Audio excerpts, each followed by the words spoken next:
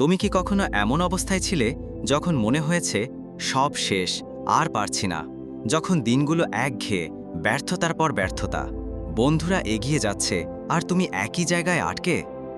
আজকের এই 5 মিনিট তোমার জন্য, যদি তুমি অন্ধকারের ভিতরেও আলো খুঁজে পাও। একজন ছেলেকে সবাই বলতো তুই ব্যর্থ। ওর নাম ছিল ঈশান। ছোট শহরের ছেলে, স্বপ্ন ছিল বড়, একদিন একজন নামকরা শিল্পী হবে। কিন্তু সমস্যা একটাই, কেউ ওকে বিশ্বাস করত না।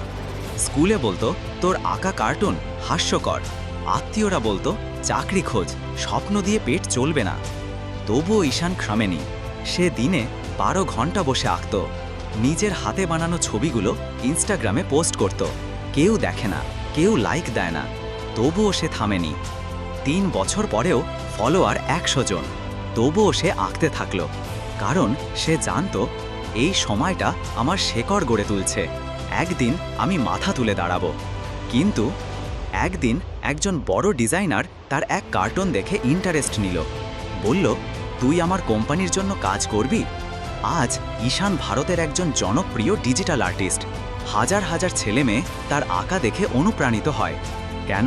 কারণ সে ধৈর্য ধরেছিল যখন পৃথিবী তাকে বলেছিল তুই পারবি না। তুমি যদি এখনো কঠিন সময় পার করো, তাহলে বিশ্বাস করো এটা তোমার শেকড় গড়ার সময়।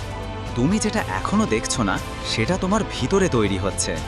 বাঁশ গাছ যেমন 5 বছর পর ফোটে, তুমি হয়তো 5 মাস, 5 বছর পরে ফাটিয়ে দেবে।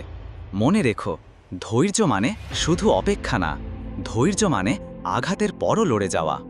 সময় যদি পরীক্ষক হয়, ধৈর্যই তোমার উত্তর।